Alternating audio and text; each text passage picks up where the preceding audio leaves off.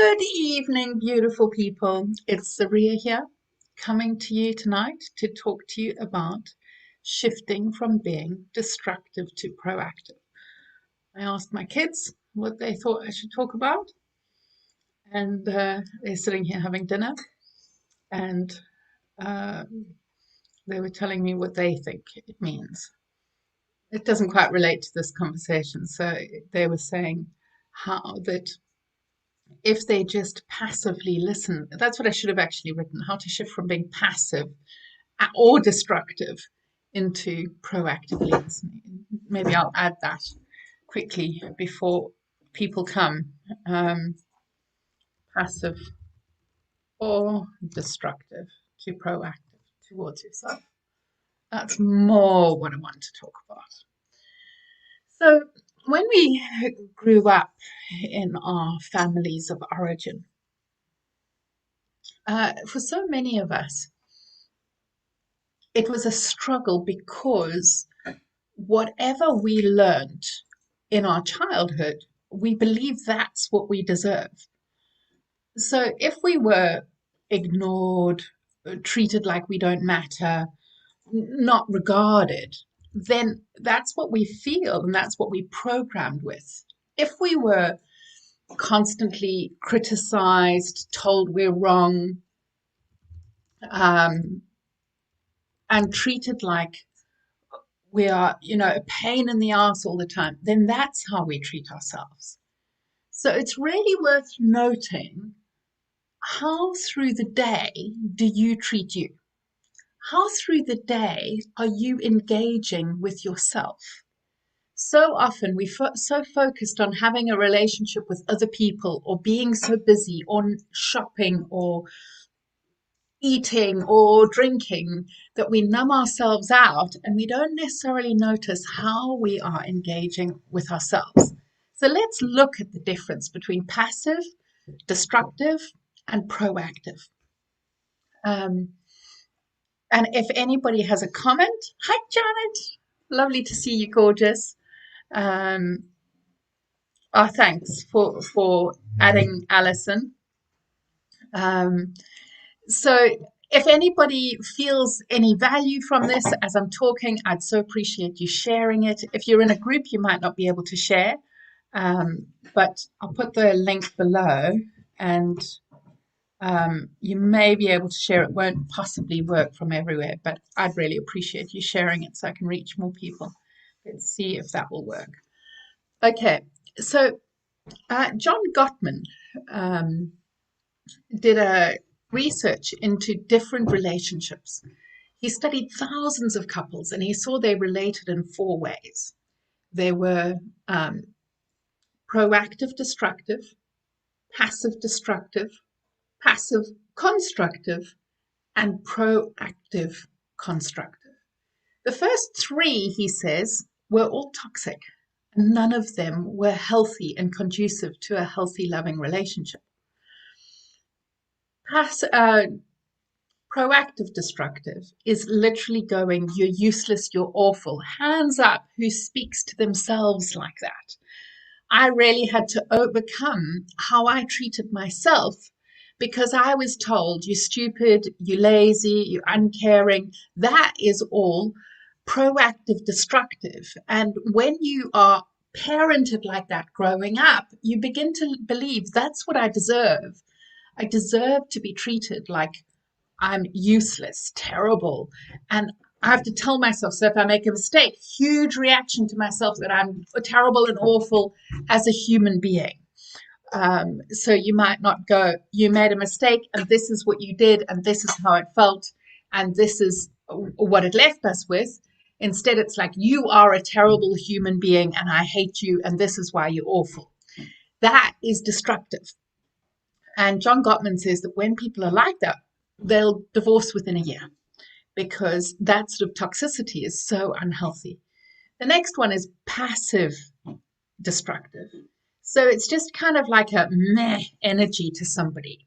And how are you to yourself? Because this is what I'm wanting us to shift.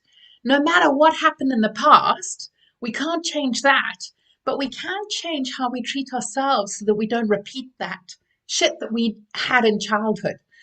So we want to make sure that we're not doing that to ourselves. Like when you wake up, do you smile into yourself and say good morning, or you just like, God, I have another day with you, what hell?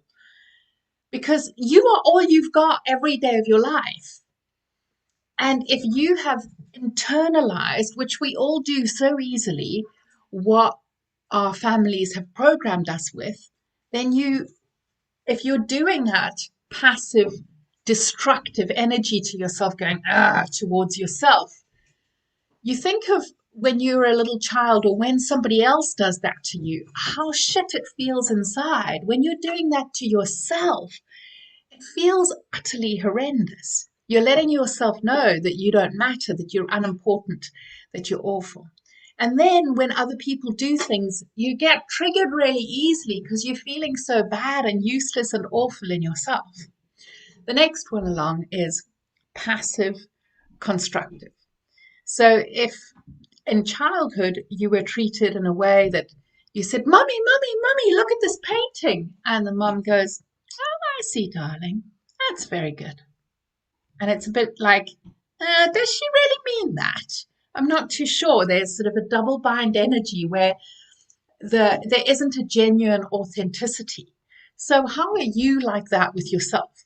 Do you treat yourself like, you're kind of nice, but underneath there's a feeling of ill and iffy and ilk? All of that proactive destructive, passive destructive, and passive constructive all just make you feel yuck inside that you're not good enough. Because if somebody's good enough, you engage with them, you're curious about them, you're interested, you attune to what they're feeling, and you focus on what they're feeling with empathy and care and goodness. Do you do that to yourself? Do you treat yourself with attunement and love and empathy and interest? And then when you're turning towards yourself, do you treat yourself with a kind, compassionate, loving witness? Or are you making yourself wrong? Because if you're making yourself wrong, you're being destructive to yourself. And I really want for you to be a loving, kind witness and proactive. So what does proactive look like? It looks like waking yourself in the morning and going, good morning, beautiful. How are you today? Now, for some of us who've had abuse, the thought of that is miles away. All of us are at a different stage in our journey of healing. For some of us, we're like, no, I'm bad inside. You don't get me. If you got me, you'd understand. Because that's what the programming of abuse makes you think, that you're bad, because then it justifies other people's behavior and they don't need to take any responsibility. But you're not bad. And when you understand that's the impact of abuse, you can begin to take a step towards the healing. If you're somebody who's done loads of healing work, you might now be proactively loving, but there might be other things like saying no or setting a boundary or following your dreams and taking hold of your life. We're all at different stages, and wherever you are, what's really important is you're proactively interested in who you are. So, for instance, the other day, suddenly my energy was just zapped and I couldn't get up and I couldn't function. And instead of being, oh, you're useless, you're lazy, you're terrible, I turned to myself and said, it sounds like you really need a nap, even though it's 11 o'clock. What's going on? Turns out that I was coming on my period. And then I often go into like quite a cave. And so I met myself and I was kind to myself. If you don't know how to do that and you don't know how to love yourself, then next week I'm starting my Tame the Triggers workshop. I'll put a link there for it. And it will teach you how to respond to yourself with kindness, calmness, curiosity, and connection. So you're treating yourself with that proactive engagement that you've always deserved. So instead of just being passive or disinterested about yourself, because for so many of us who had, like, if I had something going on, my father showed zero interest in me, nothing. And what it meant for me is that, the Father's energy is about protection, proactiveness, purpose in the world. And it meant for me that I often had very little interest or didn't know how to progress in my life because that side of me was so damaged. And I had to learn how to heal that so that I could become interested in my purpose, in my providing, in my proactiveness, because I just didn't have that growing up. So, where is the area for you that you have just turned numb to or dismissed, or where are you destructive and cruel to yourself that you could shift? This Tame the Triggers workshop is just £7 for a week. If you start on this coming Monday, it will be for 2 weeks because we've got Welcome Week on Monday, where we're going to dive into who are you? How do you make space for you in your world? Or do you just numb everything with busyness, with eating, with alcohol, because the feelings inside are so weird and scary and irritating and overwhelming that you want to numb yourself to avoid it? The Tame the Triggers workshop will teach you how to be able to live a life that's proactive and purposeful and be able to relate to these triggers as treasures so that you can come to know your gifts, your talents, what matters to you, what you care about, that you've learned to numb and dull in your life because you probably haven't been met with as much interest, support, and validation and care as you needed to be able to thrive.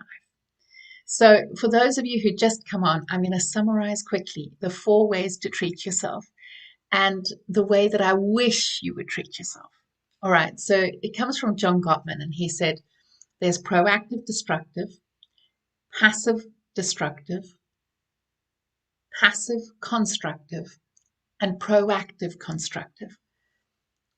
Proactive destructive is like you're useless, awful, terrible. It's emotion and verbal and mental abuse or physical abuse. It's just really, really destructive.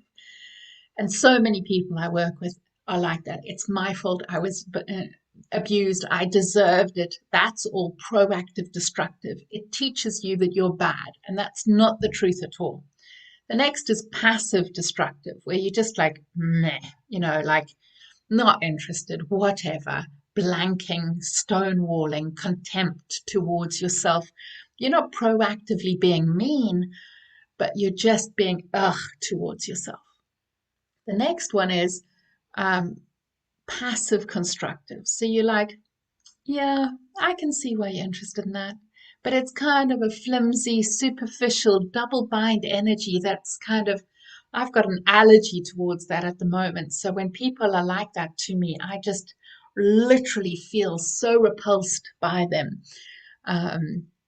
that I've walked away from communities, parts of my community that are like that because I just feel such an allergy to that energy right now. But do you treat yourself like that? Like you're kind of interested, but you are treating yourself a bit iffily? Because all of those are toxic ways to treat yourself. And the only healthy way to treat yourself is to be proactive, responsive. So proactive is I am engaged with myself. I'm seeing what matters. I'm noticing, have that attunement to what I feel. I'm engaging with it. I'm not numbing myself out with alcohol or drugs or drink or shopping or cleaning or studying or anything. I'm being proactive about the needs of my soul and waking up to who I am, knowing that I deserve an awesome, great life filled with vitality and goodness. So that's the proactive part. And the responsive part is meeting the needs that arise. So if you're seeing that you're feeling something, you're able to respond to it. What do I need? I need this now. I need a walk in nature. I need a glass of water. I need a hug. I need to meditate. I need to listen to myself. I need to journal to myself, sharing the pain that I'm feeling. Whatever it is, it's meeting yourself with an authentic, responsive energy that is connected and caring. If you don't have that proactive responsiveness, then so often you're going to be feeling this unresolved, disconnected, numb energy. And you deserve so much more than that.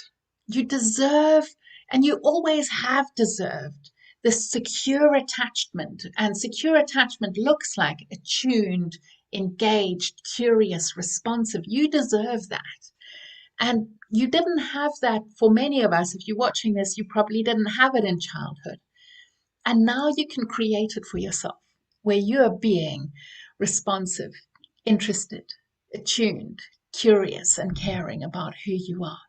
If you don't know how to do that, come and join my workshop. The Welcome Week is next Monday, and it's going to be a glorious time where we look at what are the beliefs that have imprinted in you that are toxic and yuck, and how to overcome them. We're going to look at how to make space for you, how to fill up your love tank. Because if you're empty all the time, then you get more triggered and niggly and unhappy in the world. If you're filled up with goodness, you can give from overflow rather than empty.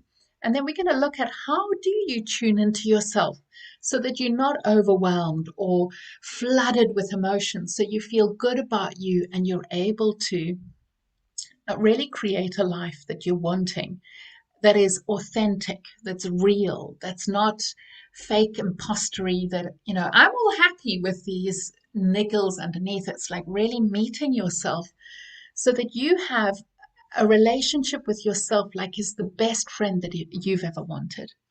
So come and join Tame the Triggers next week. I would love to have you. And if you found any value from this, I would so appreciate it if you share it. All right. Thanks so much. On Saturday, I'm going to be going live sharing with you about the impact of emotional abuse. So come and join us then. It's now 8:15, so it's at 9 o'clock on Saturday. So please share, and I'll see you on Saturday. Love to you.